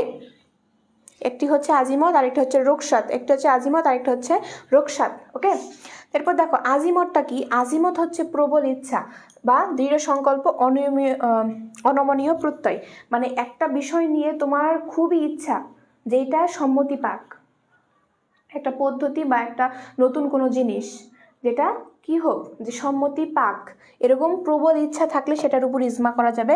দৃঢ় সংকল্প থাকলে যে এই বিষয়টাকে আমি হালাল বানাই ছাড়বো, অতএব এটা নিয়ে আমি গবেষণা শুরু করছি। তো এইটা। এরপর হচ্ছে অনমনীয় প্রত্যয়। এরপর হচ্ছে সব মুস্তাহিদদের একযোগে এমন কোনো সুর করা বা এমন কোনো কথা বলাকে আজিমত বলে। যেমন ধরো এরকম যে সবগুলা মুস্তাহিদ, হ্যাঁ, যে মুস্তাহিদগণের যে প্রধান থাকেন, তাদের কাছে এমন একটা আবদার এইভাবে নিয়ে গেছে যে আমাদের দাবি মানতে হবে, এটাকে জায়েজ করতেই হবে, কারণ এই জিনিসটা আমাদের খুবই গুরুত্বপূর্ণ, আমাদের জন্য খুবই দরকারি। তো এই জিনিসটাকে মানতে হবে। এই ধরনের মানে সহমত পোষণ করাকে, মানে আন্দোলন টাইপের একটা বিষয়, আন্দোলন প্রকাশ করাটাকেই মূলত এখানে কি বলা হবে? যে আজিমত বলা হবে। এরপরে আমরা রকসাতে চলে যাই। আবিধানিক অর্থ হচ্ছে অবকাশ, ঐচ্ছিক বা হালকা। মানে এতটাও মনে করো জনপ্রিয়তা পায়নি ওই বিষয়টা, যেটা নিয়ে ইজমা করা হবে, এতটাও মনে করো যে গুরুত্ব পায়নি। হালকা কোনো বিষয়, কোনো বিষয়ের কথায় বা কাজে মুস্তাহিদের একটি অংশ ঐক্যমত হওয়া এবং অবশিষ্ট এই বিষয়ে মৌনতা অবলম্বন করাকেই মূলত কি বলা হয়? রকসাত বলা হয়। আচ্ছা, এরপর দেখো ইজমাই আহল বা ইজমাকারীদের যোগ্যতা খুবই গুরুত্বপূর্ণ। কারা কারা ইজমা করতে পারবে? আমরা শুধু যে ইজমা করার জন্য কি রাস্তার পাগল ছাগলকে ধরে নিয়ে আসবে?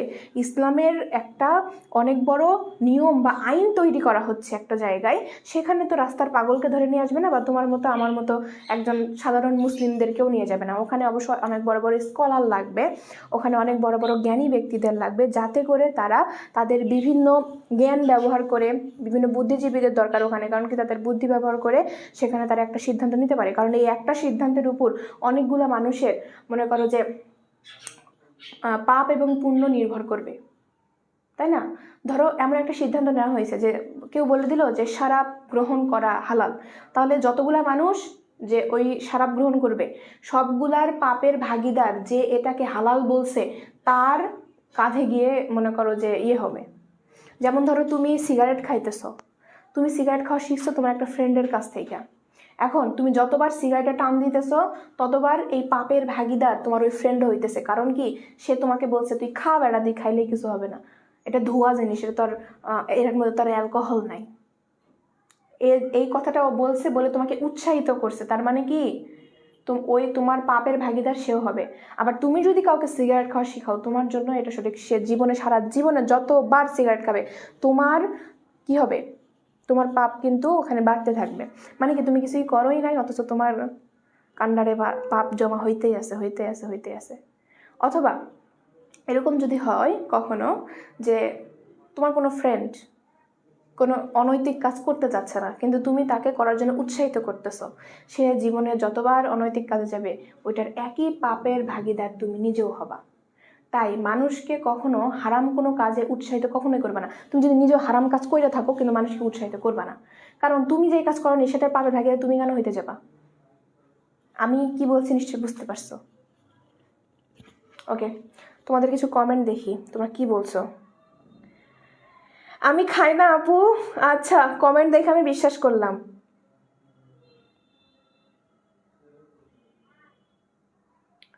এই এরা সিরাসিরি লাগছে কেন? জান্নাতুল রশনি, তুমি একটু সাবধান হও, তোমার কিন্তু পিটাবো ধইরা। কি শুরু করছে এগুলা দেখ। এই সুমাইয়া শিমু আর জান্নাতুল রশনি, তোরা দুজনেই আমার হাতে মার খাবি। ইয়েতে যায়, ইনবক্সে যায়।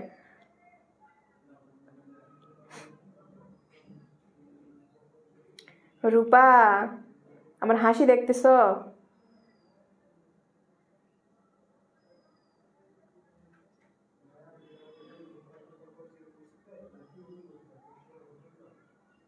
রূপক হাসান, ইজমা কি? ইজমা কি এটা ক্লাস শেষ করে প্রথম দিকে আমি বলে দিছি ইজমা কি, সব কিছু দেখে নিও। আচ্ছা,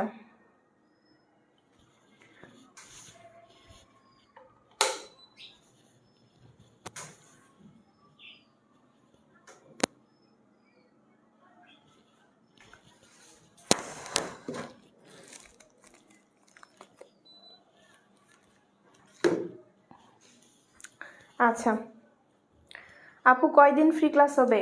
তোমাদের ইসলাম শিক্ষার ফ্রি ক্লাস হবে 6টা। এখন কয়দিন হবে সেটা বলতে পারছি না। সপ্তাহে 2 দিনও দিয়ে দিতে পারে, আবার সপ্তাহে 1 দিনও দিতে পারে, এটা রুটিনের উপর নির্ভরশীল। আচ্ছা আপু, আপনার হাসিটা অনেক সুন্দর, আমি তাহলে কি হাসতেই থাকবো নাকি তোমাদের সামনে? হ্যাঁ,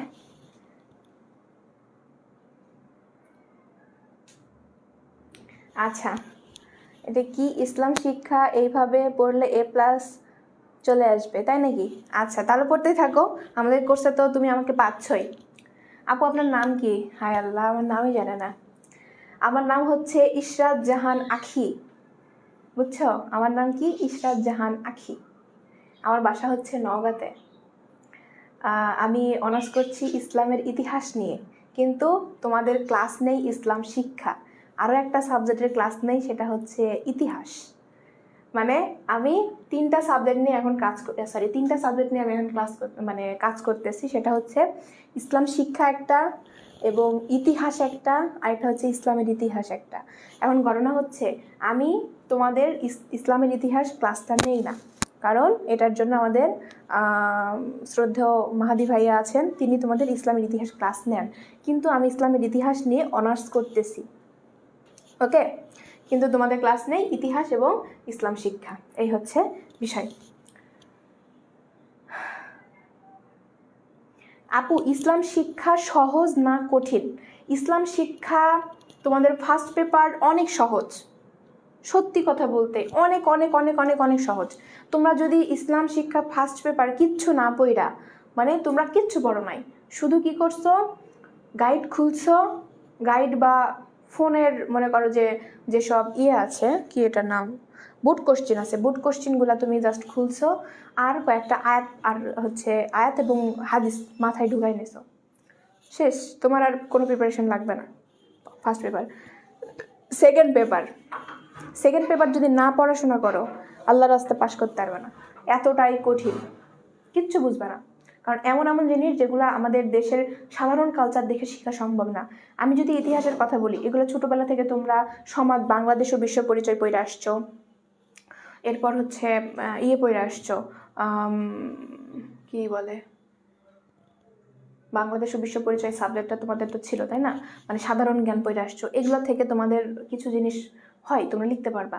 কিন্তু এই ইসলাম শিক্ষাটা সেকেন্ড পেপার, ইজমা, কিয়াস, মাযহাব, মৌলিক ইবাদতটা পারবা, এটা একদিন দেখলেই হবে, কারণ নামাজ, রোজা, হজ, যাকাত ছাড়া এখানে আর কিছু নাই। আর কোরআনের প্রথম অধ্যায়, দ্বিতীয় অধ্যায় এগুলো পারবা না, কোরআন হাদিস এগুলো পারবা না, সম্ভব না।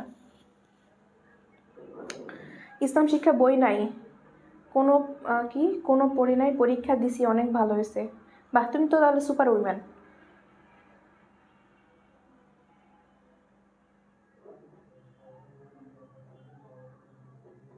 কে এটা? শিমলা। আজকে ফার্স্ট টাইম কোনো টিচার কমেন্টের রিপ্লাই দিল, অনেক হ্যাপি আজকে আমি। আচ্ছা আচ্ছা, তাই নাকি? আচ্ছা আপু, ক্লাস কখন শেষ হবে? ক্লাস শেষ হবে আর 20 মিনিট পর। 20 মিনিট না, আর 8 মিনিট সময় আছে, 8 মিনিটের মধ্যে ক্লাস শেষ হয়ে যাবে।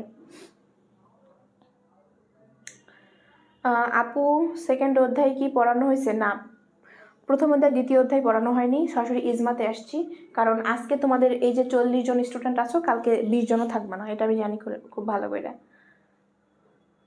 আখি নামটা সুন্দর, আমি আপনাকে মাঝে মাঝে খালামণি বলে ফেলি, কেন? এই আনিকা হচ্ছে আমার বোনের নাম।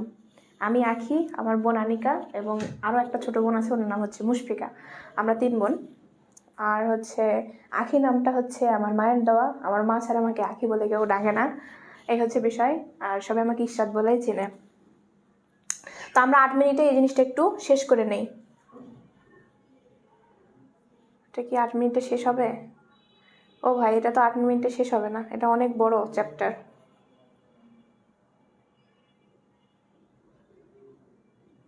নীরবতামূলক।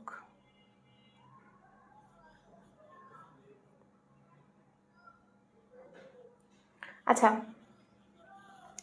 ইজমার আহল বা ইজমাকারীদের যোগ্যতা দেখি, তাদের কি কি যোগ্যতা দরকার।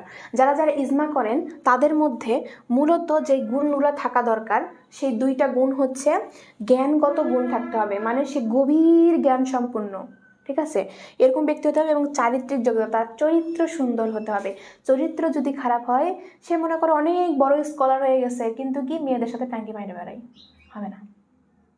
তারপর সে গভীর জ্ঞান অর্জন করেছে ঠিকই, কিন্তু বাবা মাকে দেখে না, হবে না। তারপর কি, সে গভীর জ্ঞান অর্জন করেছে কিন্তু মানুষের সাথে ব্যবহার ভালো না, হবে না। তো এই 2টা যে বিষয় তার মধ্যে থাকতে হবে। কোনো শ্রেণীর লোকেদের যোগ্যতা ইজমা করার জন্য যথেষ্ট, বা কার ইজমার আহল সে বিষয়ে, আহল মানে কিন্তু যোগ্যতা, সবাই মাথায় রাখবা, আহল মানে কি? যোগ্যতা। আহল সে বিষয়ে অভিমত রয়েছে, যথা মানে কারা কারা ইজমার এই যোগ্যতাগুলো অর্জন করতে পারবে সেটা নিয়ে মূলত কিছু শ্রেণীর লোকজনদের অভিমত রয়েছে। মানে ইজমার যে যোগ্য ব্যক্তি, এই যোগ্যতাটা নির্ধারণ করা নিয়ে যে এই যোগ্যতাগুলো থাকবে। মূলত আমাদের ধরো যে এই যে এখানে যে কয়টা যোগ্যতার কথা এখানে উল্লেখ আছে, এই ধরনের যোগ্যতাগুলা মূলত উন্নত দেশগুলোতে হবে। যদি বাংলাদেশের কথা চিন্তা করা হয়, তাহলে বাংলাদেশের কোনো মুস্তাহিদগণেরই আশ্রয় হবে না। তো আমরা মৌলিক 2টা সিদ্ধান্ত, মানে 2টা উপায় পাইছি, যে 2টা উপায়ের মাধ্যমে মূলত যে কোনো জায়গায় ইজমা করা যায়। সেটা হচ্ছে কি, জ্ঞানগত গভীরতা থাকতে হবে, চারিত্রিক যোগ্যতা থাকতে হবে, তাহলেই সে ইজমা করতে পারবে বাংলাদেশের জন্য। কিন্তু আমাদের দেশের বাইরে যদি যাও, তাহলে তাদের এই যে এই বিষয়গুলা, প্রথম নাম্বার হাম্বলি মাযহাবের প্রতিষ্ঠাতা ইমাম আহমদ ও শায়েখ মহিউদ্দিন আরবি বলেন, ইজমাই আহল বা ইজমার যোগ্যতা তারা শুধু সাহাবিগণ, মানে সাহাবিগণরা যেটা বলে গেছেন সেটাই মূলত ইজমা হয়েছে। তার পরবর্তীতে যতগুলা ব্যক্তি ইজমা করেছেন, যা মুস্তাহিদগণ ইজমা করেছেন, সেগুলো ইজমা একটাও হয় নাই, এরকম সিদ্ধান্ত তিনি বলেছেন। তাহলে কেমনে হইলো বলো? আজ থেকে 1400 বছর আগে, 1400 না, ধরো 1300 বছর আগে ধরে নিলাম, অনেক ছোট ছোট বাচ্চারাও ইসলাম ধর্ম গ্রহণ করে তারা সাহাবি হয়েছিলেন। তো 1300 বছর আগে মনে কর সব সাহাবি মানে পটল তুলে ফেলছে। এখন তারপরে অনেকগুলো নতুন নতুন প্রবলেম আসছে, যেমন কি কি আসছে, গাড়ি চড়া যাবে কিনা, প্যান্ট শার্ট পরা যাবে কিনা, কমপ্লিট পরা যাবে কিনা। এরপর হচ্ছে কি, সেই সময় বোরখা ছিল ঠিক আছে, কিন্তু এখন বর্তমানে মানুষ বোরখাটাকে মানে এমন একটা জায়গায় নিয়ে গেছে, বোরখা একদম মনে করে চারালি পর্যায়ে নিয়ে গেছে। কেন বলতেছে এই কথা? কারণ বোরখাটাকে এখন আর কেউ ধরো যে হিজাব মনে করে না, বোরখাটাকে হিজাব মনে করে না, এটাকে এখন একটা ড্রেস বানায় ফেলছে, বুঝতে পারছো? তো এই আবেয়া বা বোরখাটাকে মনে করো মানে ড্রেস বানায় ফেলছে, এমন টাইট ফিটিং কইরা পরে। তো এই ধরনের বোরখা পরার থেকে সালোয়ার কামিজ ঢিলা ঢালা পরো, ওটাই অনেক বেটার। এবং তুমি হেজাব টেজাব কইরা সুন্দর কইরা পরিপাটি হয়ে থাকো, ওতেই মানুষ বেশি হবে। আর না হইয়া এমন টাইট বোরখা পরে বা এমন পাতলা বোরখা পরে ভিতরে সব কিছু ইনশাল্লাহ দেখা যায়। তো এই ধরনের বোরখা পরার তো দরকার নাই। তো এই ধরনের নতুন নতুন প্রবলেমগুলো যে আসতেছে, এগুলা কে তাহলে সলভ করবে? সাহাবীও মারা গেছে, রাসূল সাল্লাল্লাহু আলাইহি ওয়াসাল্লামও মারা গেছে, নতুন করে কোনো ওইও আসবে না, তাহলে আমরা কিভাবে এগুলো সিদ্ধান্ত পাবো? সো তাদের এসব মতামত গ্রহণ করা যাবে না, কিন্তু তারা মতামতটা দিয়েছেন যেহেতু তারা বিখ্যাত ব্যক্তি, সো বইয়ে জায়গা পেয়েছে, তোমাদেরকে পড়তে হবে। দেখো, কেননা ইসলামের মূল শক্তি তারাই, তাদের প্রশংসায় কোরআন মজিদ এরশাদ করেছেন আল্লাহ তাআলা তাদের উপর সন্তুষ্ট এবং তারা সন্তুষ্ট আল্লাহ তাআলার উপর। এই বিষয়টা করার জন্য মূলত কি করা হয়েছে, তাদেরকে এত সম্মানিত করার জন্য শুধু তাদেরকে বলেছে তারাই শুধু ইজমা করতে পারবে, তাছাড়া কেউ ইজমা করতে পারবে না। তো আমাদের এই মানলে হবে না, আমরা যদি যতবার প্রবলেমে পড়বো ততবার আমাদের ইজমা করতে হবে। এরপর হচ্ছে মালিকি মাযহাবের প্রণেতা ইমাম মালিক রাদিয়াল্লাহু আনহু বলেন, ইজমার আহল হলো মদিনাবাসী, রাসূল সাল্লাল্লাহু আলাইহি সাল্লামের এলাকায় যে মানুষজন রয়েছে তারা বেশি ধার্মিক, তাদেরই শুধু ইজমা করার অধিকার রয়েছে, এর বাহিরে কারো ইজমা করার অধিকার নাই। তাহলে বাংলাদেশে নতুন কোনো প্রবলেম যদি আসে, তাহলে আমরা কেউ ইজমা করতে পারবো না। আমাদেরকে কি করতে হবে? আমাদেরকে খালি খেজুর আর কি করতে হবে, ওই কিনা পানি খাইতে হবে, তাছাড়া কোনো খাবার আমাদের জন্য হালাল না। এরকম কিছু সম্ভব? এটা সম্ভব না। তো এই কারণে কি করতে হবে, যেখানে যে প্রবলেম, ওই উপরের যে দুইটা বিষয় আছে, জ্ঞানগত ও চরিত্রগত, ওই দুইটা বিষয় মাথায় রেখে আমরা সবসময় ইজমা করব। তো এরপর হচ্ছে তিনি মদিনাবাসীদেরকে মূলত সম্মান প্রদর্শনের জন্য এই কথাটা বলেছিলেন, যে এর আগে যেরকম একজন ব্যক্তি বলেছেন যে শুধু সাহাবীরা ইজমা করতে পারবে, ইনি এরকম বলেছেন শুধু মদিনাবাসীগণ হচ্ছে ইজমা করতে পারবে, কারণ তারা বেশি ধার্মিক, তারা ছাড়া আর কাউকে বিশ্বাস করা যাবে না, ইসলামে একটা আইন প্রণয়ন করার জন্য। তারপর কেন রাসূল সাল্লাল্লাহু আলাইহি ওয়াসাল্লাম মদিনাকে বিশেষ মর্যাদা দিয়েছেন আর এই অধিবাসীগণ তাকেও সাহাবীদের আশ্রয় দিয়েছেন, এই জন্য কি করা হবে, ইজমার আহল যোগ্যতা কেবল মদিনাবাসীদেরই রয়েছে। এরপর দেখো শিয়া সম্প্রদায়। আচ্ছা, তোমাদের এখানে কেউ কি কোনো শিয়া সম্প্রদায় আছো? মানে কেউ শিয়া? আমি তো হচ্ছে সুন্নি, হ্যাঁ, কিন্তু এখানে কেউ কি শিয়া আছো? কেউ শিয়া আছো? আমাকে যদি কেউ শিয়া থাকো তাহলে কমেন্টে জানাও যে আপু আমি শিয়া আছি, অথবা যারা সুন্নি তারা অবশ্যই লিখবে সুন্নি।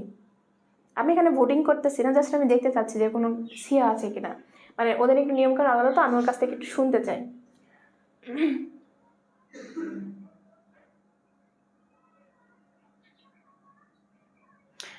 আপু পিডিএফ দিবেন না? পিডিএফ তোমাদের ইয়েতে দেওয়া হবে, ওয়েবসাইটে দিয়ে দেওয়া হবে, ওখান থেকে তুমি দেখে নিতে পারো।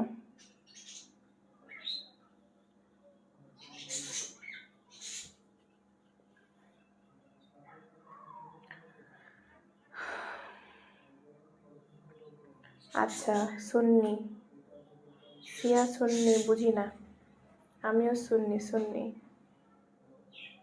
আপু আমার বোন নাই, আপনাকে বোন ভেবে সত্যি ভালো লাগে। Thank you so much MD Rajib.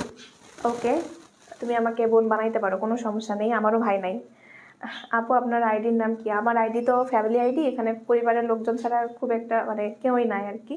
তো তুমি চাইলে আমার পেজে অ্যাড হইতে পারো, আমার পেজ আছে ইশরাত লেখা আছে, ISRAT ইশরাত লেখা আছে, শুধু একটাই নাম এবং প্রত্যেকটা অক্ষরই ব্রড মানে বড় অক্ষরের লিখে সার্চ করবে, আমার আইডি চলে আসবে, সমস্যা নেই। আমার ছবি দেওয়া আছে এবং তুমি ভিতরে ঢুকলেই বুঝতে পারবা ওইটা আমার আইডি। ওখানে তুমি যত ইচ্ছা তত মেসেজ করতে পারো, আমি সবসময় ওখানেই থাকি। সো ওখানে তোমাদের সব ধরনের রিপ্লাই দেওয়ার চেষ্টা করব।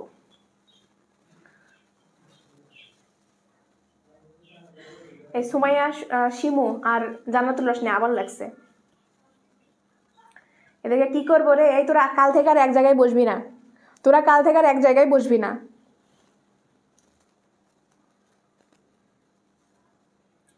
আচ্ছা Aklima, thank you so much. আচ্ছা আমি তোমাদেরকে তাহলে বলি, শিয়া ও সুন্নি কে? শিয়া ও সুন্নি, সুন্নি হচ্ছে সেই সব মুসলিম যারা মূলত ইসলামের নেতা হিসাবে রসুল্লাহ সাল্লাল্লাহু আলাইহি সাল্লামকে মানেন। হ্যাঁ, যারা রসুল্লাহ সাল্লাল্লাহু আলাইহি সাল্লামকে মানেন এবং তিনি যা যা বলে গেছেন সেগুলাই মূলত গ্রহণ করে সেভাবেই নামাজ পড়ে, সেভাবেই রোজা করে, সেভাবেই নামাজ আদায় করে, সেভাবেই মানে তাদের ওয়াক্তগুলো ওইভাবেই হয়। তো রসুল হাসান যেভাবে নিয়ম দিয়েছে সেটা পালন করে। এবং সুন্নি হচ্ছে তারা যারা মূলত যাদের নামাজ পড়ার ধরনটা একটু আলাদা, যারা হচ্ছে একটু মনে করো যে রোজা করার ধরন আলাদা, তারপর হচ্ছে তারাবি পড়ে আলাদাভাবে, এবং তাদের ইসলামিক নেতা হিসাবে মনে করে যে হযরত আলী রাদিয়াল্লাহু আনহুকে তারা মানে শেষ নেতা মনে করে। এরা হচ্ছে মূলত সুন্নিরা। তো আমি হচ্ছে সুন্নি, কারণ আমার মা সুন্নি, কিন্তু আমার দাদি হচ্ছে শিয়া ছিলেন। তো সেই দিক থেকে দাদিকে দেখতাম একটু আলাদাভাবে নামাজ পড়তেন, বিশেষ করে তারাবির সময় দেখতাম। আমি তো ছোটোবেলা থেকে আমার নানি বাড়িতে বড় হওয়ার কারণে দাদিকে সেভাবে প্রথমে বুঝতে পারিনি, কিন্তু যখন বড় হইলাম, বড় হওয়ার পরে যখন আমি বাসায় ব্যাক করছি, করার পরে এসে দেখি যে আমার নামাজ পড়ার ধরনের সাথে আমার দাদির নামাজ পড়ার ধরন মিলতেছে না। মানে একসাথে নামাজ পড়তে বসলেও মানে হয় না, সাইডে যদি কেউ অন্য কিছু করে বোঝা যায়, কিন্তু আমি যে অমনোযোগী বিষয়টা এমন না, কিন্তু মানে বোঝা যায়। তারপর থেকে বুঝতে পারলাম যে দাদি আসলে সুন্নি। তো দাদির অনেক কিছুই আলাদা, রোজা করতে গেলেও তিনি অনেক কিছু আলাদা দেখতাম। পরবর্তীতে আমি আমার মাকে জিজ্ঞেস করি, আম্মু আর কি এইভাবে উত্তর দেয়। কারণ দাদির ফ্যামিলি, দাদির বাবার বাড়ির ফ্যামিলি মোটামুটি অনেকেই মানে ওই জায়গাটা, ওই এলাকাটা, মানে আমাদের গ্রামের ওই এলাকাটা, মানে আমার দাদির হচ্ছে গ্রামের মধ্যেই বিয়ে হয়েছে। মানে এই গ্রাম আর সেই গ্রাম, মানে আমাদের বাড়িটা হচ্ছে গ্রামের ঠিক শেষ প্রান্তে, আর দাদির বাবার বাড়ি হচ্ছে ওই গ্রামের শেষ প্রান্তে। তো সেই মোতাবেক আর কি ওই গ্রামের ওই এরিয়াটা বা ওই পাড়াটা পুরোটাই সুন্নিরা বসবাস করে। তাদের আজান দেয় আলাদাভাবে, যখন দেখা যাবে যে ওদের আজান দেয় একটু আগে, তখন দাদি চলে যায় অজু করার জন্য। মানে এরকম দেখেছি আর কি ছোটোবেলা থেকেই, যখন বাসায় থাকতাম তখনই দেখেছি। তো সেদিক থেকে বলছি যে সুন্নিদের বিশ্বাসগুলো কিন্তু একটু আলাদা। আমরা যেরকমভাবে যে জিনিসগুলো বিশ্বাস করি, ওরা একটু আলাদাভাবে বিশ্বাস করে। মানে শেষ নেতা হিসাবে কে আলী রাদিয়াল্লাহু আনহুকে করে, ওদের জিকির আলাদা, মানে ওরা অন্য কিছু জিনিস নিয়ে জিকির করে, যেটা অনেকবার আমি আমার দাদিকে জিজ্ঞেস করেছি, কিন্তু দাদি কখনো কিছু বলতে চায় না। কেন বলতে চায় না এটা আমি জানি না। আমার নানি 2021 নাম, ওই যে করোনার পরবর্তীতে যেই ইয়েটা হইলো, হজটা হইলো, সেখান থেকে হজ করে আসছে। সো আমাদের সব কিছুই রাসূলুল্লাহ সাল্লাল্লাহু আলাইহি ওয়াসাল্লামের কেন্দ্রিক, কিন্তু দাদি সব কিছু কেন জানি মানে তোমাদের কি এটা আলী রাদিয়াল্লাহু আনহু কেন্দ্রিক। তো এইটা হচ্ছে শিয়া ও সুন্নির মধ্যে পার্থক্য।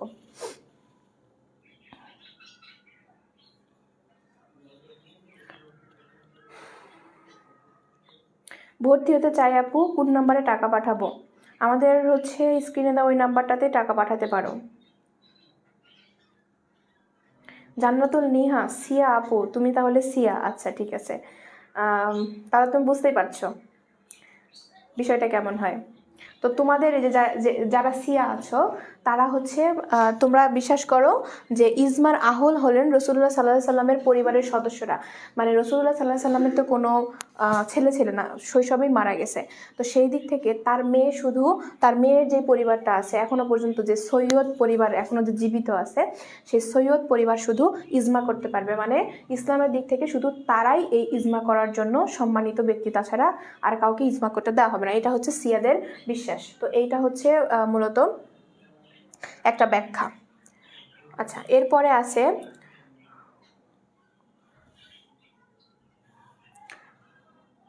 ইজাজুল কুরআন গ্রন্থের লেখক ইমাম আবু বকর বাকাল্লানি অবশ্যই এই মতামতের বিরোধিতা করেছেন। তিনি বলেছেন সব রকমের ইজমায় আহল হবে সাধারণত মুসলিমগণ, মানে রসুল সাল্লাল্লাহু আলাইহি সাল্লামের যে কোনো থাকবে না, কোনো বংশধর নাই, বা তাদের বংশধর হিসাবে সাহাবীদেরকে নির্ধারণ করা হবে না, মদিনাবাসীকেও নির্ধারণ করা হবে না, এবং এখন যে সৈয়দ পরিবার আছে রাসূল সাল্লাল্লাহু আলাইহি সাল্লামের বংশধর হিসাবে তাদেরকেও এর মানে বংশধর হিসাবে করা যাবে না, নির্ধারণ করা যাবে না। শুধু এর রাসূল সাল্লাল্লাহু আলাইহি সাল্লামের বংশধর হবেন তারাই যারা সাধারণ মুসলিম এবং মুমিনগণ এবং যাদের গভীর জ্ঞান আছে এবং যাদের চরিত্র সুন্দর, তারাই একমাত্র ইজমা করতে পারবে। এই জন্য মুস্তাহিদ হওয়ার শর্তরূপ করা খুব কঠিন হবে না, ঠিক করা শর্তরূপ করা ঠিক হবে না, মানে এইসব ধরনের শর্ত দিয়ে মূলত এই মুস্তাহিদ নির্ধারণ করা ঠিক হবে না। তো এই হচ্ছে বিষয়।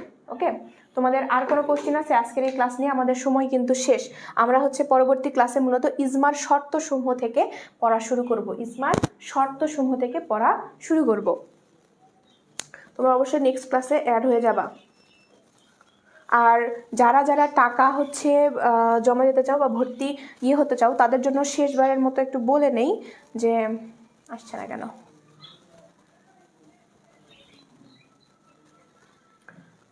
তোমার টাকা কিভাবে পাঠাবা।